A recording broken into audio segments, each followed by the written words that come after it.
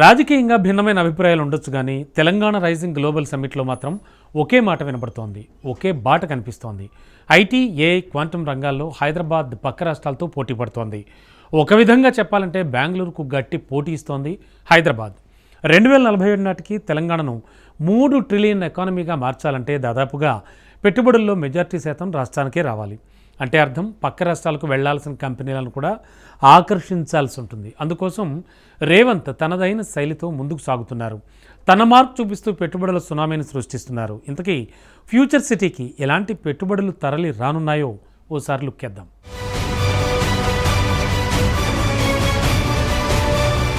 Future సిటీలో ఘనంగా ప్రారంభించిన తెలంగాణ రైజింగ్ గ్లోబల్ సమిట్ తొలి రోజు గ్రాండ్ సక్సెస్ అయింది. చారిత్రాత్మకంగా పెట్టుబడులు వచ్చాయి. ఒకే రోజు 35కు పైగా అవగాహన ఒప్పందాలు కుదిరాయి. ఏకంగా 2.43 లక్షల కోట్ల పెట్టుబడులు రావడం తెలంగాణ ప్రభుత్వం రేవంత్ విజయంగా చెప్పుకోవచ్చు. ఫలితంగా 2 రోజుల లక్ష్యాన్ని దాదాపు ఒకే రోజు సాధించేసినట్లయింది. రాష్ట్ర ఉజ్వల భవిష్యత్తు విజన్ ఆవిష్కరణకు నిర్వహించిన ఈ అంతర్జాతీయ సదస్సు తొలి రోజు ప్రపంచ స్థాయి కంపెనీలు, దేశ విదేశాల ప్రతినిధులు, పారిశ్రామికవేత్తల దృష్టిని అమితంగా ఆకట్టుకుంది. తెలంగాణలో పెట్టుబడులు పెట్టేందుకు మన దేశంతో పాటు ఇతర దేశాల నుంచి ప్రముఖ కంపెనీలు ముందుకొచ్చాయి. ఈ పెట్టుబడుల ద్వారా తెలంగాణ రాష్ట్రం విజన్ 2047 దిశగా వేగంగా పయనిస్తున్న ఆర్థిక శక్తిగా తన సుస్థిర స్థానాన్ని చాటుకుంది. ఈ పెట్టుబడులు రాష్ట్ర అభివృద్ధికి, పెద్ద ఎత్తున ఉద్యోగ అవకాశాల సృష్టికి దోహదపడనున్నాయి.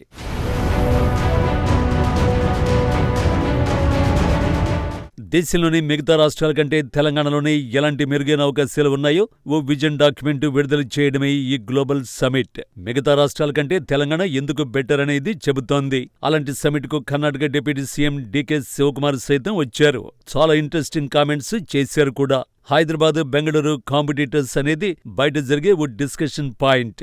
ఎవరు ఎక్కువ ఐటీ కంపెనీలు తీసుకొచ్చారు, ఎవరెన్ని పెట్టుబడులు ఆకర్షిస్తారనే దానిపై ఓ పోటీ ఉంటుంది. కానీ డీకే శివకుమార్ మాత్రం తాము కాంపిటీటర్స్ కాదు, ఒకరికొకరం సపోర్టర్స్ అన్నారు. తమకు ప్రపంచంతోని పోటీ తప్ప రాష్ట్రాల మధ్య పోటీ కాదనే క్లారిటీ ఇచ్చారు.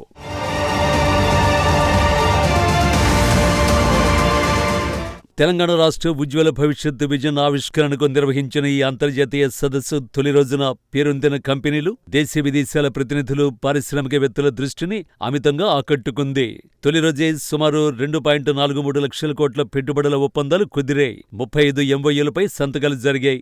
దీని ద్వారా తెలంగాణ రాష్ట్రం విజన్ 2047 దిశగా వేగంగా పయనిస్తున్న ఆర్థిక శక్తిగా తన సుస్థిర స్థానాన్ని చాటుకుంది. ముఖ్యమంత్రి రేవంత్ రెడ్డి, మంత్రి శ్రీధర్బాబు ఆధ్వర్యంలో తొలి రోజు deep tech, green energy, aerospace రంగాల్లో పలు పెట్టుబడుల ఒప్పందాలపై సంతకాలు చేశారు.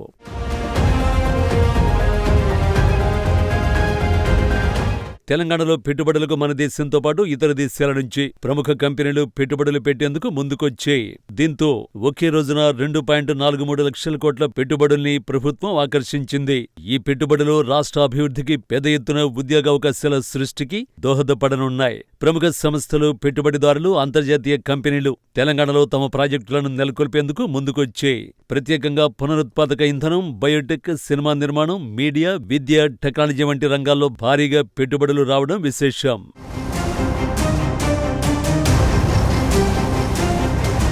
భారత్ ఫ్యూచర్ సిటీలో బ్రూక్ఫీల్డ్ యాక్సెస్ వెంచర్స్ కూటమి 75,000 కోట్లతో global research and development deep tech hub ఏర్పాటుకు ముందుకొచ్చింది. పునరుత్పాదక విద్యుత్తు, ఈవీ ఇన్ఫ్రా విస్తరణకు విన్ గ్రూప్ 27,000 కోట్ల పెట్టుబడులకు ఒప్పందం చేసుకుంది.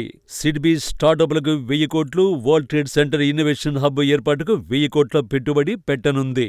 ఇక ఈవరెన్ యాక్సిస్ ఎనర్జీ 31,500 కోట్లతో solar power, wind power mega ప్రాజెక్టులను ఏర్పాటు చేసేందుకు ముందుకొచ్చింది.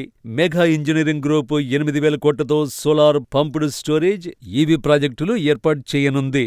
అటు తొలి రోజే 2.43 లక్షల కోట్ల పెట్టుబడులు రావడం తెలంగాణలో ప్రజాప్రభుత్వం అనుసరిస్తున్న విధానాలపై దేశీయ, అంతర్జాతీయ విశ్వాసానికి నిదర్శనమని సీఎం రేవంత్ రెడ్డి అభిప్రాయపడ్డారు. ఇక్కడ పెట్టే ప్రతి రూపాయి పెట్టుబడి నాణ్యమైన ఉపాధి అవకాశంగా, మౌలిక సదుపాయాలుగా మార్చేందుకు ప్రభుత్వం కట్టుబడి ఉందన్నారు.